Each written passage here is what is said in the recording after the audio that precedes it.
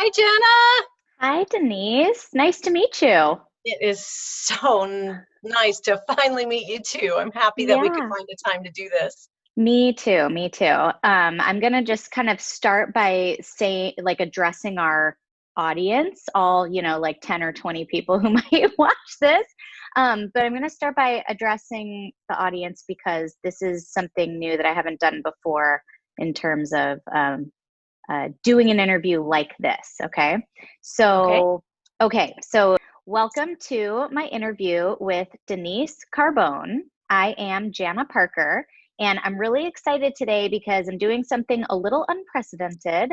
I am going to interview Denise for the first time. I've never met her, we've only met via email. And so I thought, well, this is what I do for my private practice. I get to know people in the community, and then what I'm doing on this on these videos and on the podcast is introducing these people that I know in the community who help kids to the community. And so I thought, well, what better way if I'm going to get to know a new person? Let's just do it live.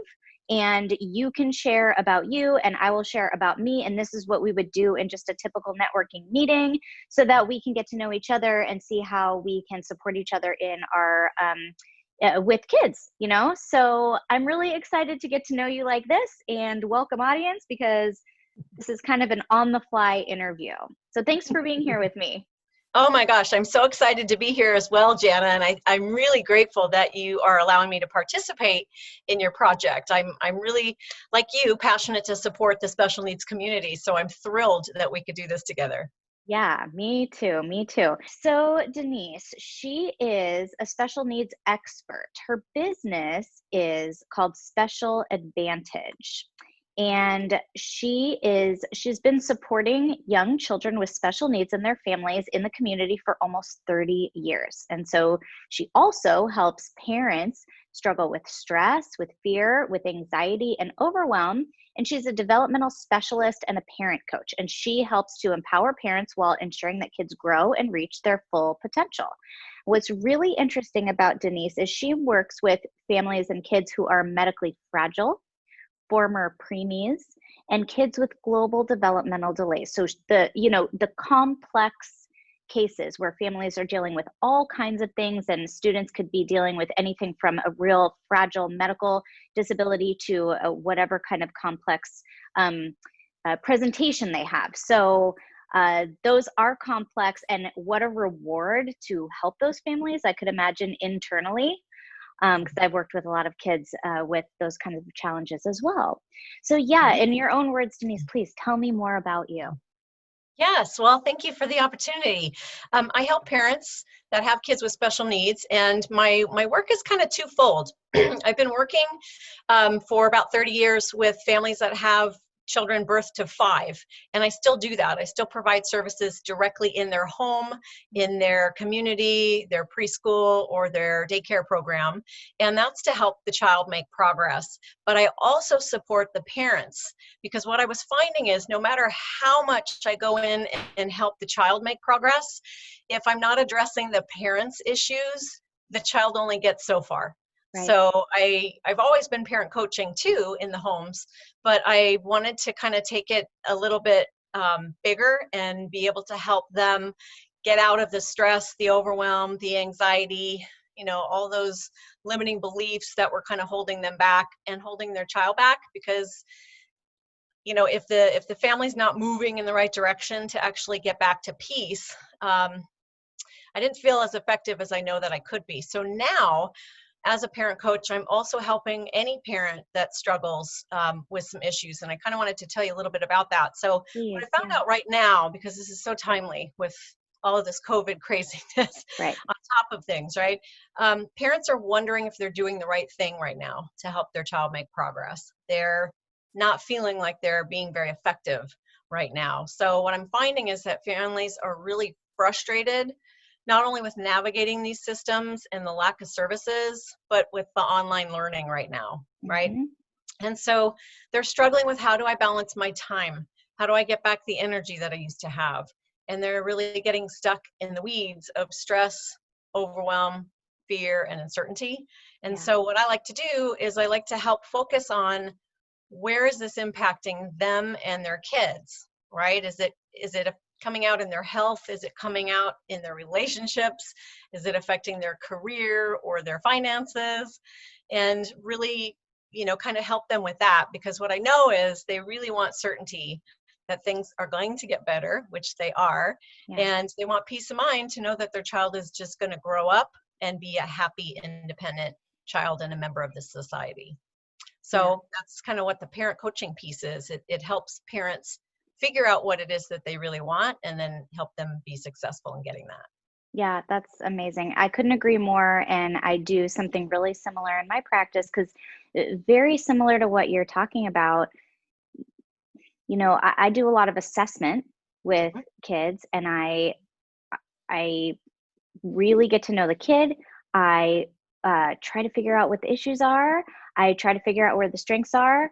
I write this, what I think is a beautiful report, like conceptualizing a student and, how to move forward past this point. But there's it goes so much more beyond handing this family a report and talking to them for 1 hour about this report, right? That's not where it ends. It's what they do next. Yeah. That's the most important. That's where it starts, right? Yeah. And I always feel like there's this disconnect between, like here you go, and I cross my fingers and I hope like you're gonna go do the right thing. So that's why I really try to either I connect them to the next resource, right? Because, but also I, what I'm really trying to focus on in my own practice is, how do I make sure that I continue to connect with these families and coach them along? Because like what you're saying, it's not like you get new information and you can just do the best thing with it, because it's just like if you were going to go to therapy because you felt like your mental health was affected, or you were going to go get a personal trainer because you felt like you needed somebody to help you with your physical body and your nutrition. It's just like that. Like in order to really make a change, you have to make small changes. You might need some guidance along the way and somebody to try to but to help hold you accountable to take those steps and to make those changes, because it's so much easier to just fall back in the regular habits, right?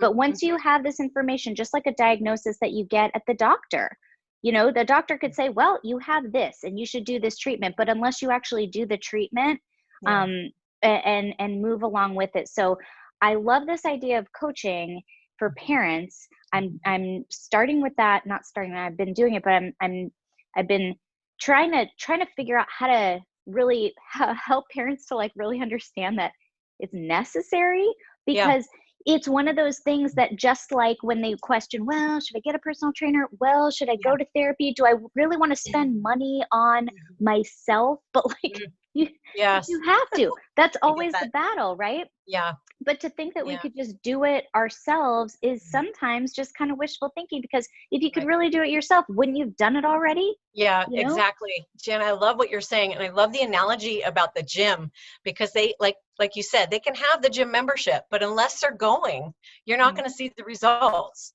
right? Or unless you know how to use the equipment or what to do with the equipment, you're only going to get so far. So I love that. I absolutely love how you're thinking that way too, and holding them accountable, right?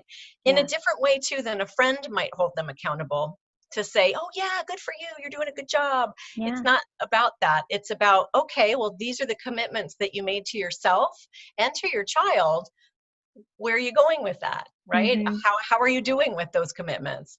Because they know this. I mean, like, just as if everybody got on a plane, right? What does the flight attendants say? They say, put your own oxygen mask on first. Well, what happens if a parent is not putting on their own oxygen mask first? The family falls apart, right? I love that. So they have to take care of themselves. Like, I'm a big proponent of self-care, particularly for moms, because those moms are usually the stay-at-home parent. Now everybody's a stay-at-home parent, but it's so important. And I don't look at it like self-care is selfish. I look at it like it's essential. Yeah. Because if they're not taking care of themselves, then how are they expecting to take care of their child as well? And the demands are so high right now, right?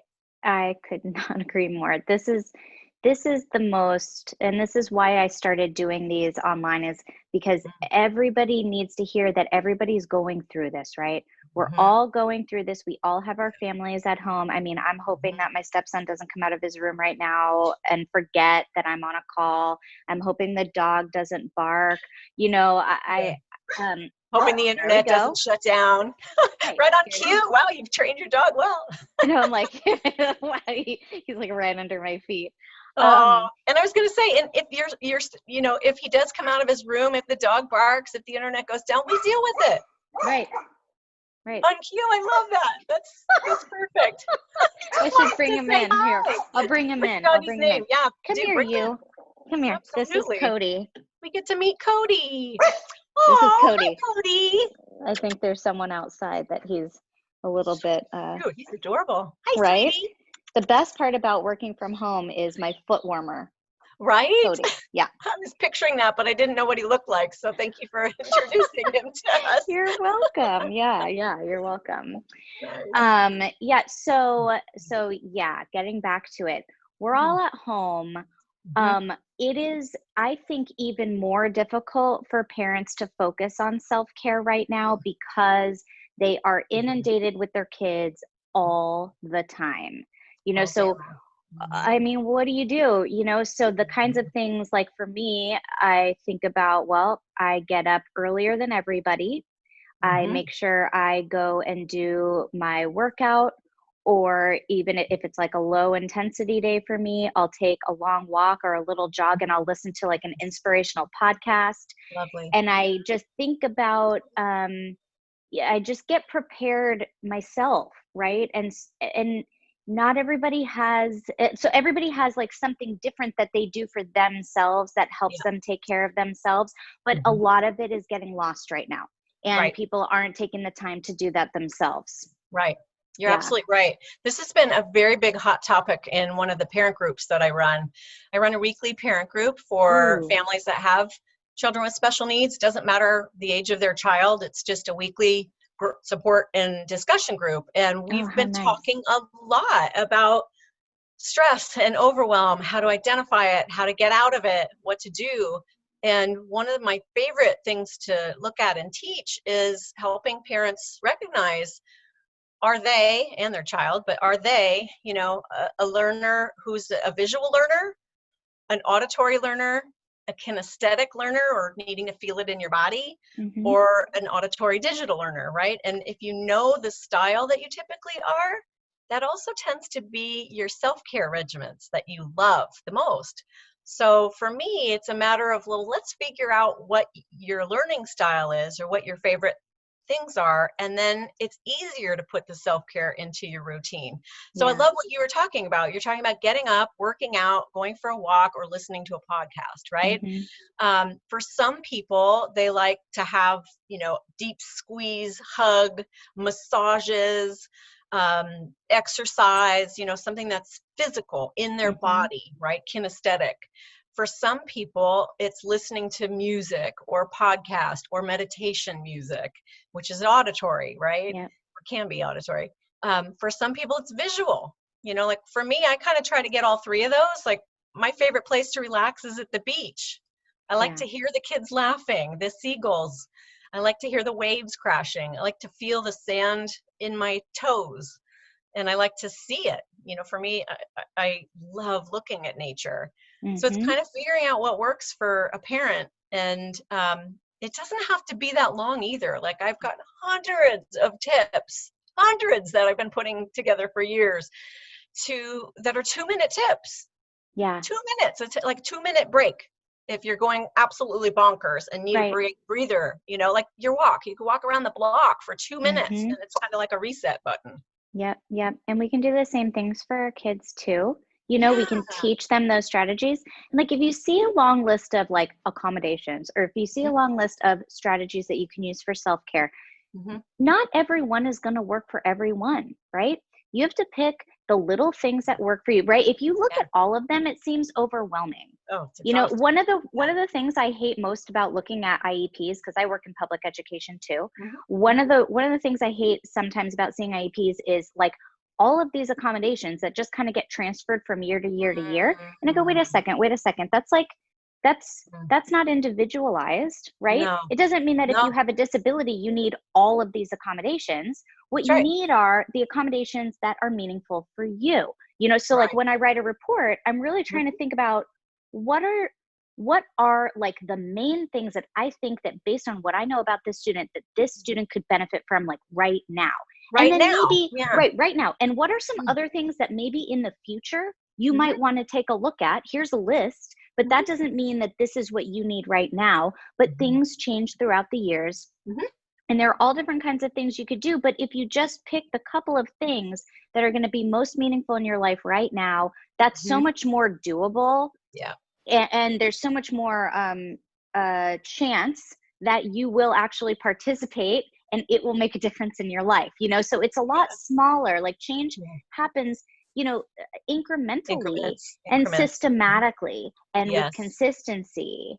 Yeah. And if we take it back to that level, I think it can decrease some of that anxiety that parents are feeling, that Mm-hmm. kids are feeling. Mm-hmm. And but even that, you know, if you that could take somebody. I love that you're doing a Yeah. parent group. Let me ask you about that. How do people get involved in your parent group? Um, Yeah, well, they can just contact me. I have it set up where I have links on my website, so specialadvantage.com. They could email me, Denise at specialadvantage.com, or they could give me a call. You know, I'll make sure that you have my number, 650-218-1884. I've got it all over the place, but essentially I was doing a parent group here locally in person in Redwood City, which is where I live, okay. and it was monthly. And as soon as we had to shelter in place, it was very apparent to me that parents needed more support rather than less, and they needed more connection because they felt so isolated. So now it runs weekly on Zoom, and it's been great because I'm able to connect with people now, not just locally, but Right. all over California, all over the nation, and even in other countries. So it's been really fabulous to support families kind of all over. But what I'm finding is that they just really need a sense of community and connection. And we just kind of flow with whatever hot topics are most pressing. Like we had one mom came to the group a few weeks back. She had her IEP for her son the next day, and she was really stuck in anxiety and was worried. And you know, I'm nervous I won't be able to say everything that I see with him here at home, and they may not hear what I feel is really important. And she was really worried that they wouldn't actually provide her the supports that she was looking for, or really address the goals, like you're saying, the specifics that were most important right now for her son and for her family. He's 5, and so she was kind of worried about that. And so just really quickly we were able to shift her anxiety, pop her out of that box, give her tools to be and fully empowered going into the meeting. And she was absolutely empowered, felt great, came back the next week to celebrate. We always do celebrations, even if they're, you know, tiny steps for the families or the kids. The little ones are huge celebrations for our population, right? And so she got everything she wanted, and she felt great and fully empowered. So I love that, and thank you for letting me know, or your peeps know about the parent group. It's been absolutely. so fabulous. I'm about to start a new one. I've been asked to start one specifically for 3 to 5-year-olds. So I'll be doing that in about a week, and that'll run through the full school year. So I'm excited about that one as well. But this one is open to anybody, so it doesn't matter the age of the child.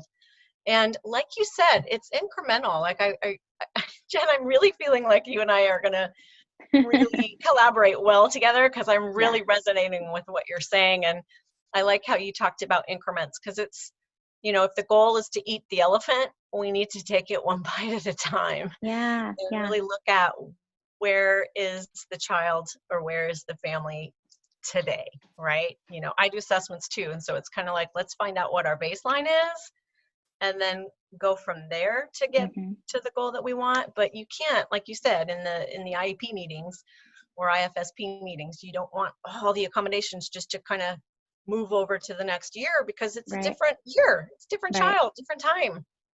So I'm with you on that. I feel like there's so much that I could talk to you about, and probably Yeah. like we'll have to do another call. But like I work right now in late transition with in my school district. So transition, into high school and then transition into post-secondary. Okay. And one of the, so I'm typically working with families around that age.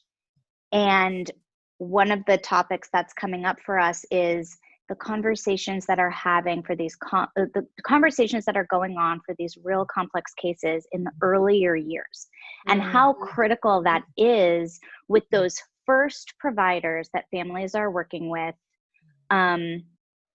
What kind of an emotional experience that is for families, right? Like really thinking about kind of the trajectory for their student.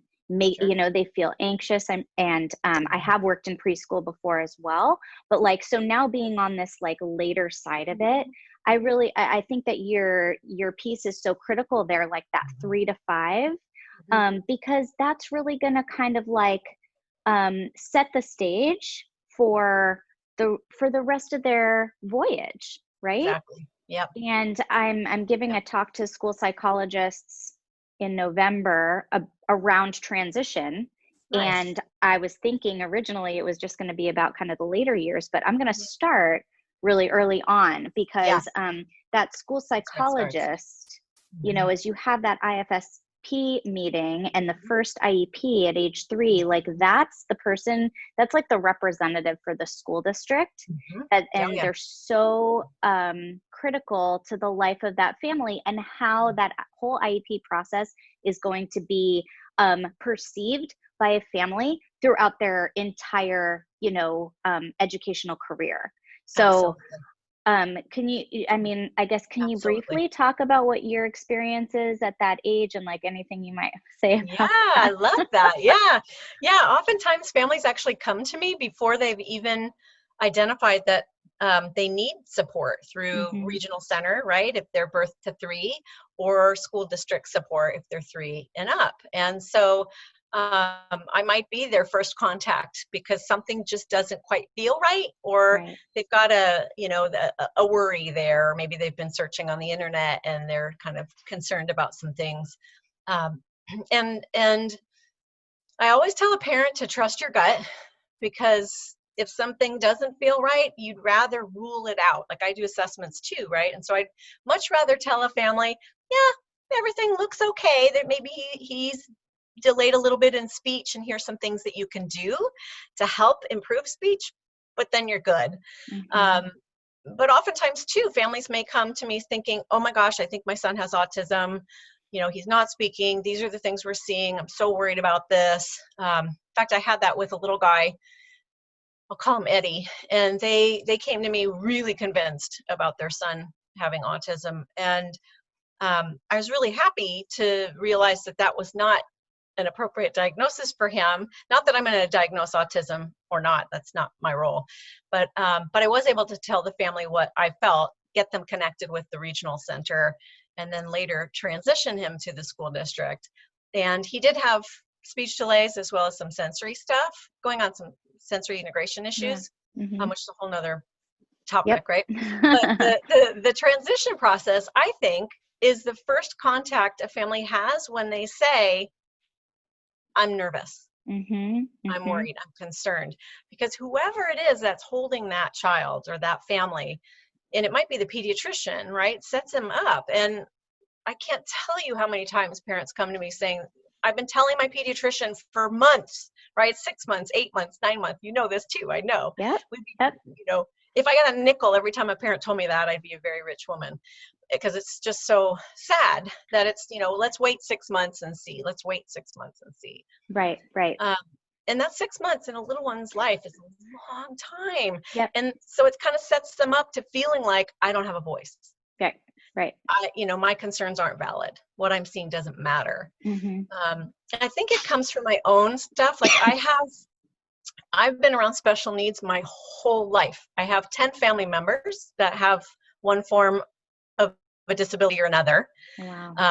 Autism, seizures, 2 family members who are deaf, traumatic brain injury, medically Wow. fragile, ADD, ADHD, speech delay, et cetera, et cetera. And I've had 3 that I've overcome. So I'm very familiar with it. And the main reason why I got into this was because of my mom's story of what it was like to parent me and my brother, and how hard it was for her to feel like she was getting the support. And one of the things that I see over and over and over again is families don't always feel like they have a voice. Yeah.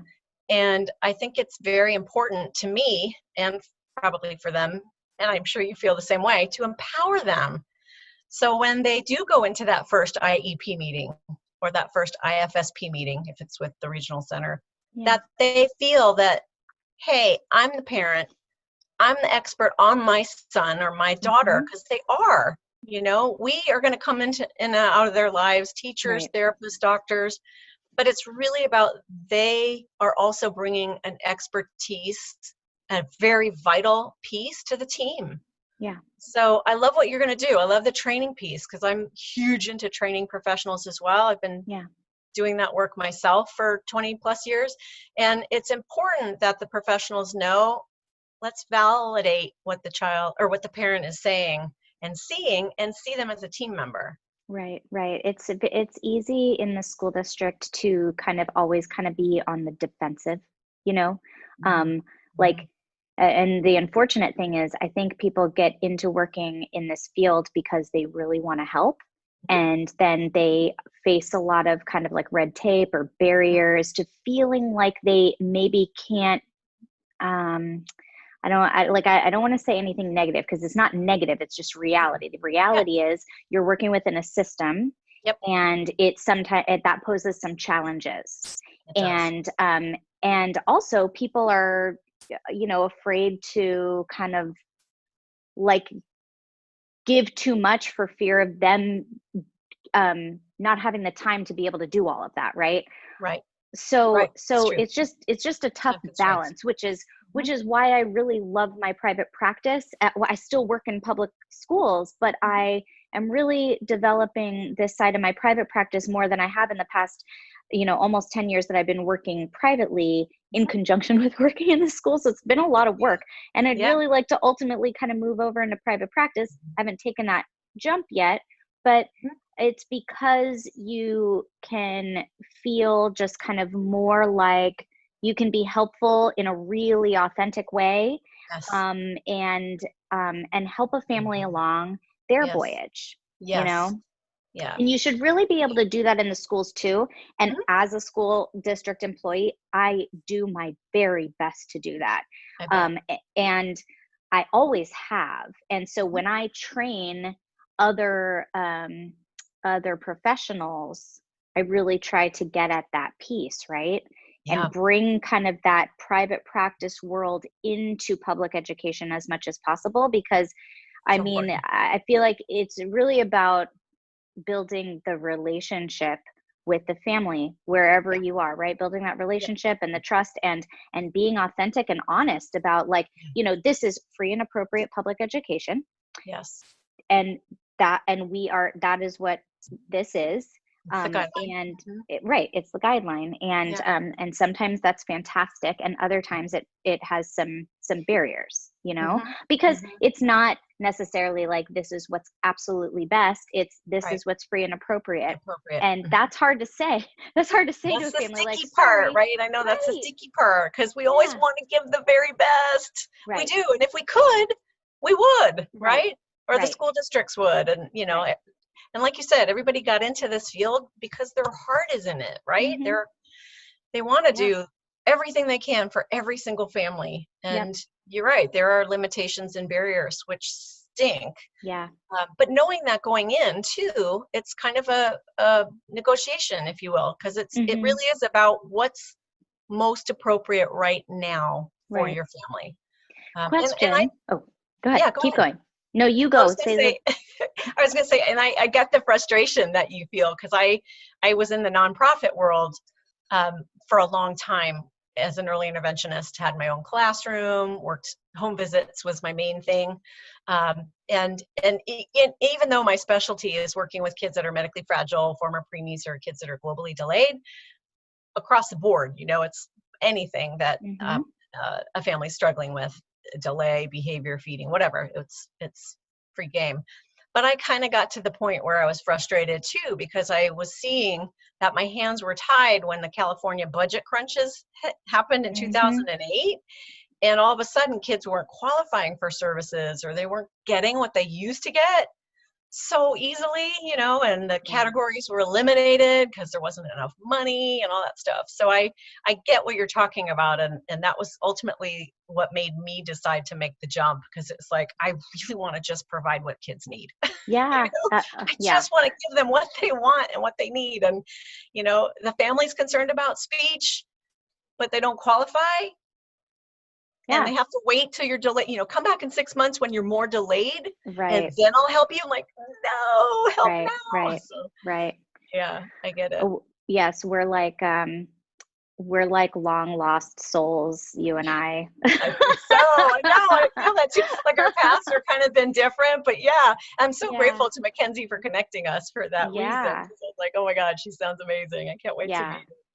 So yeah, absolutely. And teaching too, like you're passionate. I love that you're passionate about teaching professionals, because I am as well. It's one of my favorite, like when I'm not working with the families, it's like, I want to train the professionals. So I've had that. I've been blessed with that. I've been able to be a keynote speaker, breakout speaker at some major disability awareness conferences and infant development conferences, like, Department of Developmental Services, DDS, and the Infant Development Association, and the Early Start programs and stuff, et cetera. But I like that, because then I feel like even if I'm not reaching all the families that I want to, I know that the ripple effect is getting out there, right? Because as you said, it's a partnership, but it's also about the family. It's all about the family unit and system working within our systems too. So it's really important that people remember to see the whole child and the whole family. Yeah, absolutely. Yeah. I want to ask you, so at this point you do your parent coaching, do you also continue to do individual support for students, and do you go to IEP meetings? Yeah, I have. I've definitely gone to IEP meetings for families, and IFSP IFSP meetings for families too, for the younger kids. If that's what the family wants me to do. And I've worked with the 3 regional centers in our area here, right? Golden Gate Regional Center, San Andreas Regional Center, and Regional Center of the East Bay, and then all the school districts in the peninsula. So I'm very familiar with how they work, and I try to stay on top of who the directors are with all the main ones, so I know, so I can make the personal connection. But yes, I do go to the meetings. It's basically, it's whatever the family really needs and how they want to use my time is fine. I am still seeing kids. I've been fortunate because for me in my practice, I've been using Zoom and before that Skype for like 4 years. So for families that I've worked with that have had kids that are medically fragile and I couldn't see them because they were getting ready for a heart transplant or a kidney transplant or something, and we couldn't meet because of germs, I've done teletherapy sessions forever. So for me, it's nothing new. But I haven't been seeing families face to face. That's definitely shifted for me. Like all of that kind of had to stop because for me, number one is safety always. And I want to make sure that kids are safe, families are safe, the community's safe. I'm just starting to tease out the idea of seeing families again in person, socially distanced with a mask and a face shield and all that in a park or their backyard, just to kind of open that up a little bit. I participated with one of the recent telesummits where they had the Department of Public Health do presentations on how to keep people safe. And so I felt like I learned a lot with that, which is so important.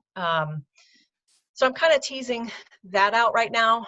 but I got to be honest, this has been hard. I mean, for me, my number one is to be connected with my family and my friends and my boyfriend. And so not being able to hug my niece and my nephews and my family, or just doing this from afar, or has I just know. been the biggest loss. Yeah.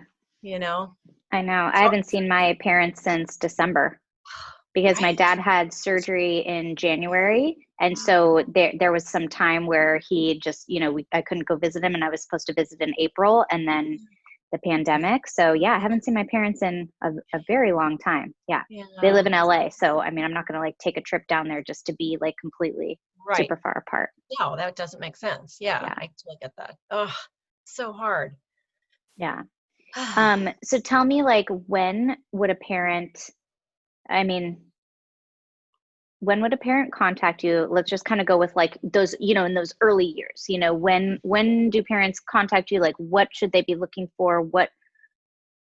How do they conceptualize what it is that you do in those early years? Okay. Well, right now, I think the thing that's most pressing right now, if a family's feeling like, oh my God, Zoom is not working for my child at all, that would be a great person to refer. Whatever age? Yeah. Okay. Yeah. Well, birth to 5, I should say. Birth to 5. Okay. Yeah. Birth to 5 is my sweet spot. Yeah. I have my early, my master's degree is in early childhood special education, where I graduated at the top of my class with honors. Yay me. Awesome. Yeah. But I love working with birth to 5, or developmentally age 5. So some of the kids might have been older than that, but developmentally they're about 5 or younger. And so when I hear a family say this is absolutely not working, I like to challenge it a little, put on my hat and go, why not? Yeah. Like, let's figure out why not, because in theory it could work for every child. It's not appropriate. It's certainly not developmentally appropriate to have any baby or child staring at a computer screen, right? That's just, it's not normal. Right. But it can work. And a large part of it that parents may not get is, if I'm being effective with what I do, I'm teaching them what to do when we're not online. Right. So for me, and this has been years, like I like to teach parents during the regular routine of the day. So you can work on speech while you're having a bath or a meal, right? Or getting your child dressed, or work on your child's motor skills while you're, doing pretend play, right? Or riding the bike outside in the front yard. Like, that's when it should happen rather than a therapy session. Right. So it doesn't feel like homework and hard. So my parent coaching still happens. So that's, anytime that they're feeling like maybe something's not quite right, or they're talking to their friends and their friends' kids are doing something different than their child is, that's a great opportunity to connect. And then for families that have any child with special needs, doesn't matter their age, if they're stuck and they're struggling, they're like, God, I don't know how to get my time squared out. Like, I can't figure out how to do this teletherapy thing with my child and run my business or work, or, I'm yelling at my husband and my kids more than usual. I'm overeating or consuming other things that I don't really like to do. Like, a lot of parents come to me that admit, I'm drinking more wine than I would like. Yeah. Or eating more chocolate, or that might be a flag, right? That their health is kind of, they're not doing the things that they would ordinarily like to do, which in my mind leads to all that negative self-talk, right? Like, I shouldn't have eaten that thing. I should have, I wish I could do this, or I yelled at my husband and my kids again. If they're not having the relationships they want with their family or their coworkers or even themselves, I can help them with that. And I'd like to help them with that, because as we talked about, if they're at their highest, best self, being the best parent that they can be, it's only going to help their child. Right. We are, and that's where totally the coaching comes in. Yeah, we're in sync, right? Yes, we are totally in sync. Yeah. Yeah. All right. Well, I think we'll end it here for now. Okay. There's tons I want to talk to you Yeah, there's about tons I want to me. share I too. know. But I don't want to make this too long. So maybe we'll come back and do something else, or maybe we can like do something together. I don't know. But we'll end the interview here. And if people want to get a hold of you, it's tell them your website and your phone number once again, in case people are listening on the podcast and they need it Yes. said again. Yes. It's specialadvantage.com is the name of the website. They can email me at denise@specialadvantage.com or call 650-218-1884. And with your permission, I'd love to offer them a gift if they're Oh, sure. interested. Yep. Okay, cool. So this isn't for everybody, right? But one of the things that I love to do with families that are looking for support, if they're ready or they think that they're ready to look at parent coaching, I like to dive really deep with families and take some time to see if it's a good fit. But one of the things I like to offer families, and I'd love to offer your families, is what I call a reduce stress and overwhelm discovery session. So it's basically an hour-and-a-half phone call, and it's complimentary. And what I love to do is just tease out with families to help them figure out what is it they really desire. What do they want out of life? What do they hope to achieve that maybe they're not quite having right now? And it could be for them or for their child. And then we tease out where are they right now? What are the challenges to really highlight what's not going so well? And then we look at what might be blocking them. Like why are they stuck? What might be keeping them from getting to where they want to go? And for me, when I teach how to get out of overwhelm, that's kind of the secret sauce is you got to know what's holding you back. You got to know what you desire, and then you got to know what's in the way. And then you got to know what to do about it. You got to know what to do about it. Exactly. Exactly. Oh, Yeah. So with that, if a family identifies that, what one family came to me and identified that they knew that they were shipping their adult child who has Down syndrome off to New York in a little while, and they were worried about safety, and they were also looking for speech therapy out there. So that's what we did. We brainstormed ways to find a speech therapist out in New York that would be safe, So it's kind of whatever, a family might need just to kind of help point them in the right direction. Oh, that's amazing. What a great gift. And that's a long time. An hour and a half is like a very nice, generous gift of your time, and a generous gift to help a family just through that process. That's amazing. Yeah. Well, I know families are struggling right now, and so that's why I do it. Yeah.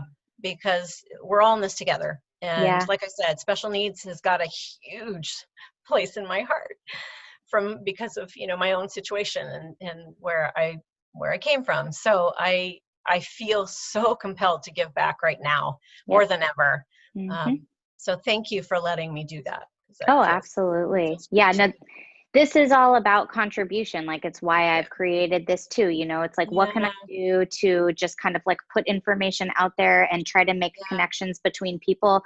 Because I mean, there's never a shortage of need. And those of us who got into this profession do it obviously because it is our profession, but we also do it just because we love it and we want to help. And so I think we're all just trying to find ways to give back. And to make the people who are here more accessible and make that support more accessible. So I love that, Jana. Thank you. Well, I love the connection piece too. Like you said, it's just collaborating to help support the community so big. So what you're doing, I'm so grateful that you decided to take this on, and thank you so much for allowing me to be part of it.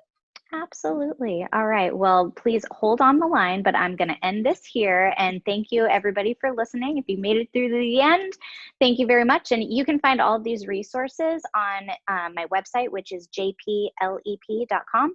And you can search the podcast, which is Edu Switchboard. And that's on your favorite podcast player. So thank you.